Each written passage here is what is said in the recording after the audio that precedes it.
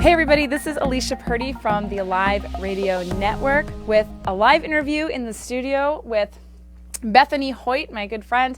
I'm really excited to have her as my very first interview on Living Out Loud. So on the show, episode 4 of the show, the July 15th show, we had BETHANY on for a live interview about her vision for a 501c3 organization called Saving Grace Adoptions. And today we're going to talk a little bit more about Saving Grace Adoptions, hear a little bit about BETHANY's vision, hear about her family. They have a really unique story that you're going to want to hear. It's going to really bless you. So stay tuned for our interview, and we will cover a couple of things that I think you're really going to want to hear. And if you have questions for BETHANY, you're welcome to reach out to me through the Alive Radio Network Facebook page, and you're welcome to also contact BETHANY. I know that you're on Facebook, and so if they can private message you or something if they would like more information about the things we talk about today. Okay, so this is BETHANY HOYT. She's a local to the Capital Region. BETHANY, would you give us just a little bit of information about the event you have coming up in July, which is a fundraiser for Saving Grace Adoptions? Sure. Absolutely, thank you. So we are going to be doing an event called Haley's Vision on Wednesday, July 24th, 5:30 to 7:30 p.m. It'll be at Glen Peter Jewelers, Diamond Center, right on Central Avenue. I think it's 1544.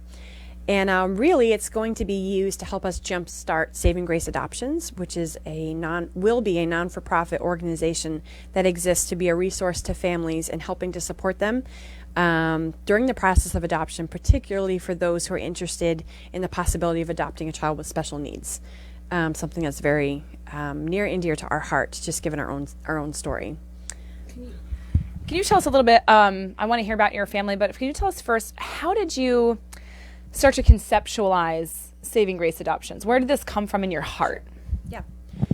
Well, of course, because of our own personal story, adoption has always kind of has a special place in our heart. And actually, even before that, back before I ever even got married, I really felt this kind of strong sense in my spirit, even as a young woman, that I remember telling my husband when we first started dating, I really believe that we're going to adopt someday. I've just always had it in my heart to adopt. I just had no idea how it was going to happen, and it certainly didn't expect it to be the story that we have. But I think what really triggered it more recently for me and started to become something a little bit more specific and concrete as far as a vision of how I could really help to facilitate this for other families was really just what God was doing in my own heart in response to the more expanded abortion laws in New York. So, at the beginning of the year when those things came out, I think we were talking earlier, I initially just felt very angry at the injustice of it, just being very, pro-life and as a Christian and having faith and just believing, that God's the one who gives life and just being very upset by it. But then really in seeking God, just the reality of how being angry isn't really helping anybody, especially being angry at a worldly system that isn't necessarily doing things in a biblical manner. So just praying about how I could have a more positive response to it and really be a support to those who might be in a situation where they would consider an abortion. And a lot of times a child with special needs is the reason why a woman would consider an abortion. And then even beyond that, just not having the support and the resources to consider giving a child up for adoption, or then being on the other side of it, being a family that wants to adopt. So this just began ever since the beginning of the year when that happened. It just started really triggering something in me, and that I think it just kind of got the ball rolling for us. So, like I said earlier, BETHANY and her family have a very unique family situation. And I think you're absolutely right that it is tragic, but I think understandable that a family might panic or ask difficult questions when they have a diagnosis of a child with profound special needs. We have some dear friends in our lives who do have profoundly, children with profound needs, 24-hour care, who are vehement in the sanctity of the life of the child that they gave birth to, whether or not they knew beforehand, which not everybody does. Sometimes you think you're having a standard typical pregnancy and you get surprised by life, or you know ahead of time, and sometimes those doctors are wrong. I have had several friends who thought they were going to have a child with Down syndrome who ended up not having Down syndrome. And so really until the moment of actual birth, first of all, God can do anything that he sees fit to do, but also, and man's word is not the final say, but there's nothing that can be known until it's known, really. Everything else is just conjecture or an educated guess at best. And so many lives are terminated before necessarily someone would think they need to be out in the world, when really they might have terminated a perfectly healthy baby, or they thought otherwise. And so anyway, I love to hear Bethany's story about her family, and I'm going to have her tell us a little bit about her daughter Haley and how Haley came into their lives. And it's such an interesting, unique story. Yeah. We love the story of Haley.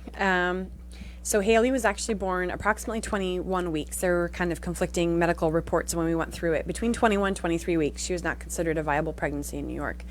Her birth mother actually was a friend of mine, someone that we knew.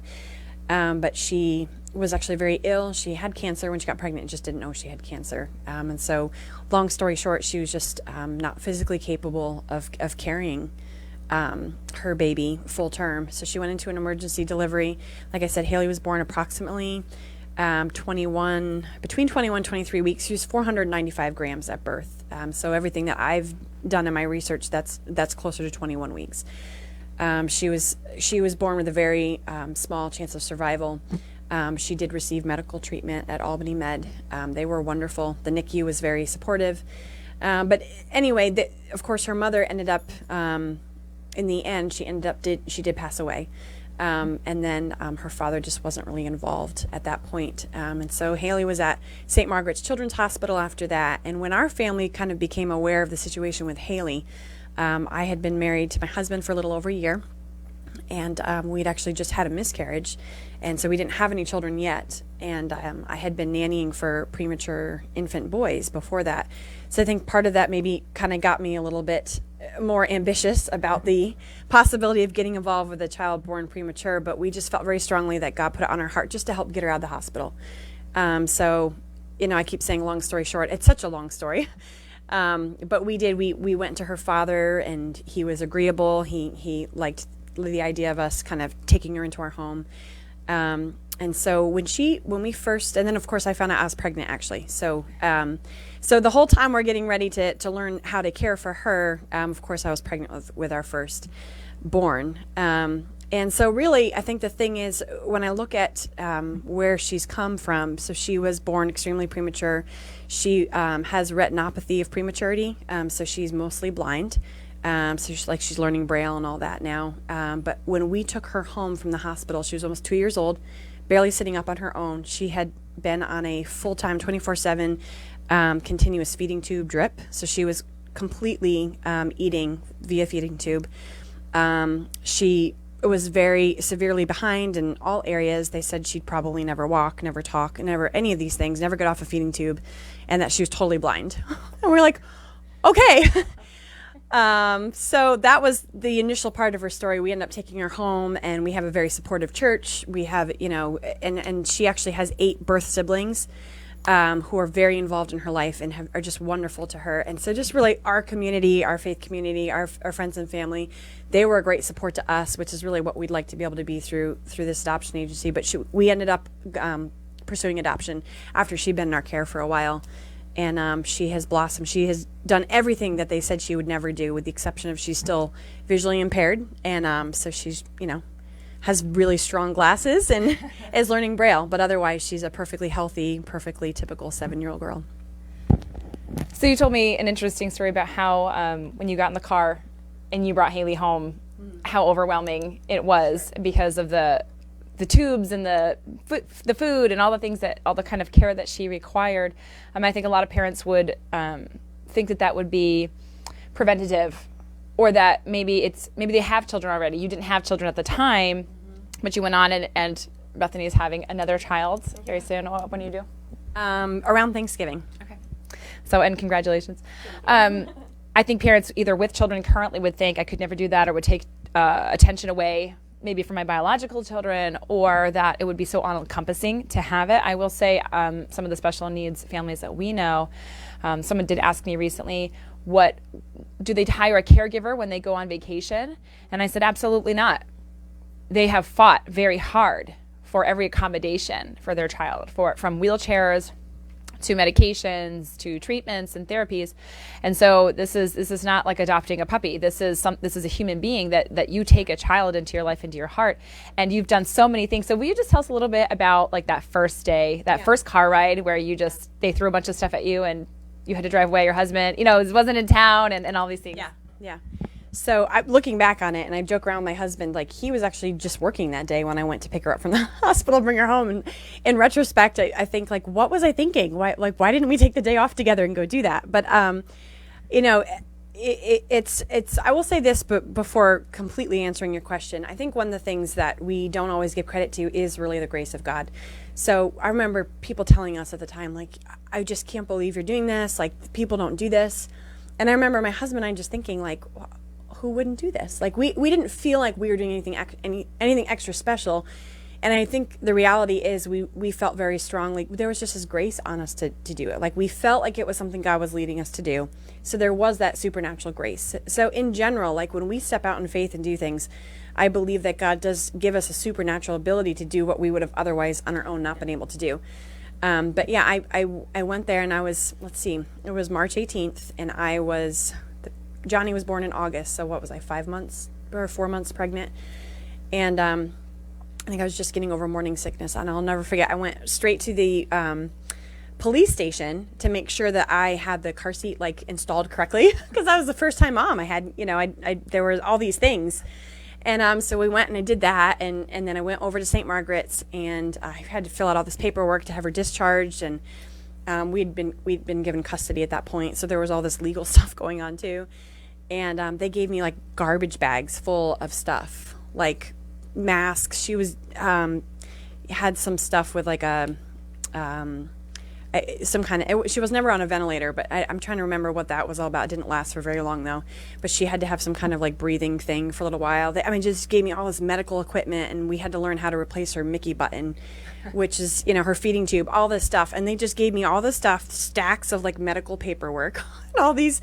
And they just were like, they all said goodbye, and the nurses took pictures with her, and I got in the car, and we drove away, and I'm thinking, no big deal, this is what the plan was all along, and I'm driving, and I hear her, like, cough in the back, and I just started to freak out, because I couldn't see her, and I'm like, would she just stop breathing? Like, is that one of her special needs that I'm just not aware of? Like, what was I thinking? And I just started sobbing, and I went straight to my parents at church because I knew they were at church.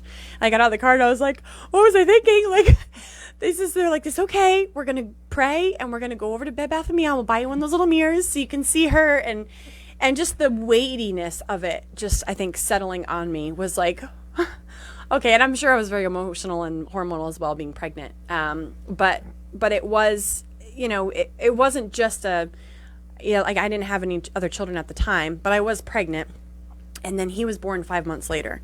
So I only had 5 months with this special needs child before I had a newborn to care for. And it didn't all just go away. She had 9 specialists, and I was overseeing 15 weekly therapy sessions, and all these. She had to go to Rochester for stuff for her. There was all kinds of stuff to oversee, but we just took it one day at a time, and God's grace was sufficient. And she's a member of our family, so we just did like we would for any of our children, and it just became our norm, and we just learned how to process it all. Yeah. So you were really thrown in the deep end, like for sure. Day one, more than deep end. It was like you were in the ocean. Yeah. So you have Haley. She's part of your family. Now your family's growing. You have another child. Now you get another child. Sure. And so with Saving Grace Adoptions, people who, you obviously have experience in a heart for people who just probably would be thunderstruck like you were, from those first days. Sure. So will there be ongoing help at all, or resources for once maybe an adoption is finished? Like, do you see in the future that parents, certainly you would be somebody who knows who to call. Even for a prayer, is there something that parents, going forward, maybe once an adoption is finalized, or they're in the foster care system, or they've taken, like you did, a friend or neighbor's child that they're, they've taken in or something. Yeah. Walking with them through this maze of emotions and family support, whether they are integrating or have a new family like you, but just, I can't even imagine the emotions that someone must go through, frustration and being overwhelmed and anxiousness. So is that part of the ongoing process, like any kind of counseling connections that will be made? Well, like I mentioned earlier, this is very much so like kind of the birthing stage of this organization. But what I'd like to see happen is to create like much of what you're talking about, like a community, a support community where people can either talk to other people that have been through it, get some advice, sure, send a prayer request, let us pray with you. Or at the very least, if we're even able to help connect people that are looking for that kind of relationship, even with other people that are available to give it. And so, I would love to see that kind of just community. I think that's a big piece of the puzzle. I would love to develop like an account where we're able to actually facilitate, benevolence offerings to different families. For us, it ended up being a private adoption. It only ended up costing about $5,000. We just basically had to pay a lawyer we ended up being in court with the birth father for this particular situation. So it's just a matter of paying a lawyer to kind of facilitate that for us. So it's actually a lot less expensive than your average adoption, but that was still money we didn't have, and so anything that we could do to help support that as well. But really, primarily just being a resource and a support. So whether it's, that community piece, or if we can give something financially once we've got that, whatever we can do to support people is really our heart. So a lot of the way I feel about this is how I feel about missions is not everyone can travel the world, but everyone in some capacity can help by giving money. Yeah. That's really how I feel about adoption is maybe you don't have the grace, like you said, that there really is a measure of grace that's given to people. There are people who work with abused and trafficked children that I think I can't go there. That's a no-fly zone for me, but I would give money to their organization to help the person. And so, anyway, so for Saving Grace Adoptions and for the event, I'm going to have Bethany talk for a minute about the event that's coming up and what you can do to help, because like I said, maybe you're not called, maybe you're above the age in which adoption would be practical for you or your situation, or you have the kind of lifestyle that just would not facilitate more children or a special needs child because of where you are in your life. That's okay. It doesn't remove the mandate that we are to take care of the fatherless and the widow, especially as members of the church. And I never want to let the world outgive and facilitate what the church is doing. And so, anyway, there are opportunities to get involved. I know that some of the ways are you can donate goods from your business to Bethany. There aren't very many days left to do that before this particular event. I'm assuming other events will come down the road that people can maybe get involved in if you're going to do fundraisers and that sort of thing. So I'm going to let Bethany talk for just a minute about the upcoming event that is really the launching of this I guess I'm going to call it a ministry, and have her tell you how you can get involved and contact. Great, thank you. For this initial event, there's two ways. You can either be a donator, what we're calling sponsors, where you sponsor like a basket or an item or something that we can use for the silent auction, because people that do come that evening are going to have the opportunity to bid on those items. We will take cash donations as well if there's nothing that you have specifically that is like a product or like a gift card. Certainly that would be a great blessing as well. So that's one way, is to contribute toward the actual fundraiser, the auction. We are collecting all of those by this coming Sunday, the 21st, just so I have a few days to kind of label things and make sure it's organized before we do the auction for the event on Wednesday. So the deadline for that will pretty much be Sunday, the 21st. You can either reach out to me via our Facebook event, which will have a link on the site. Saving Grace Adoptions, let me make sure I have that correct. Yes, savinggraceadoptions@gmail.com is our email specifically for this. You could send that there. You could reach out to me personally. And then the other thing is really just come out and support the actual event. Obviously, we don't make any money if we have a bunch of donations, but there's nobody there to buy items in the auction, or grab a drink from, there'll be a cash bar that's open, available, have a glass of wine. All of that is going to actually go toward the fundraiser. It's just going to be a fun night out anyway. Lots of people from our local community. You could bring a friend, even if you don't plan to spend a whole bunch of money. Just even getting the word out is really wonderful.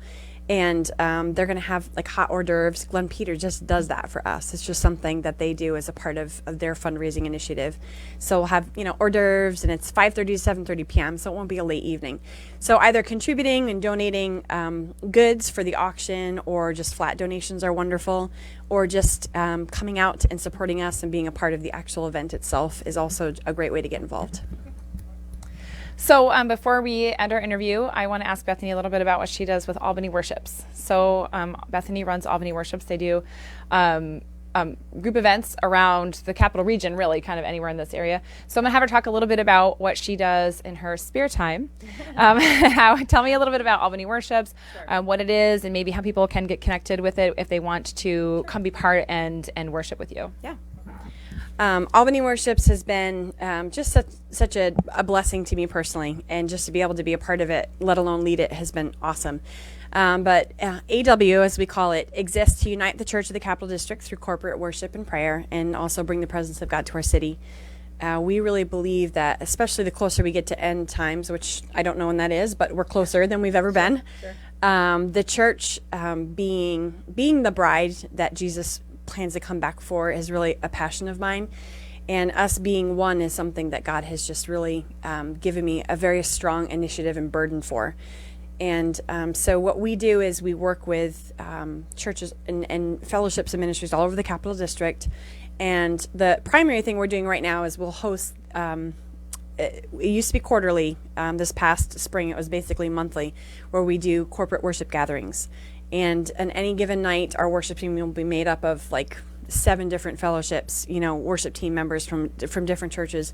We just spend an evening in worship and prayer, and people from all over the Capital District will come out. It's been really powerful to just seek God together. It's not really any specific church that's being highlighted. Like, obviously, my church is the one doing the primary hosting of it and facilitating the funds and all of that. They've been great, but it's never been about building up my church or trying to grow another church. It's really about uniting the church in the Capital District, because I believe that's what's on God's heart. And there's just been so much love and beauty and fellowship and connecting with other people. And I'm finding there's just such a purity in our worship when we're for one another, and it's not about, there could be a competitive spirit so easily in the church, and I've just not experienced any of that since we've really been doing this the last few years. And then the other piece of it, outside of uniting the church, is we really feel called to bring the presence of God to our city, which is why I initially really responded to. We led worship at the March for Life recently, and just to have an opportunity to lead worship like outside the Capitol in downtown Albany, and to bring the presence of God to that place, to me was worth whatever we had to do to get there and set up for it. It was just a really awesome opportunity to bring the presence of God to an otherwise worldly environment. I was at that event, and I loved that there were people who were obviously Catholic. Yeah. They had their signs Sure. and their statues and things. And then there was people who were obviously more on the charismatic end. And I just thought it was so fascinating. And there were a few songs that kind of everybody knew. Maybe you heard them on Christian radio or something. So it was really cool to watch people kind of like put their arms around each other and like rock back and forth and sing worship. And the news was there. Yeah, it was a really powerful event. So if you want to check out Albany Worships, AW, they can go to Facebook and just take a look at it. Is that right? Yeah, it's just Albany Worships. It's just Albany Worships. Make sure you have the S at the end. Is our Facebook page. So I think if you just like us, then you get like updates and stuff like that. So okay. All right, awesome. Well, thank you, Bethany, for an awesome interview. I hope you guys take a look at we'll post all the links on the Alive Radio Network page. Thank you for joining me today for our very first interview on Living Out Loud with Bethany.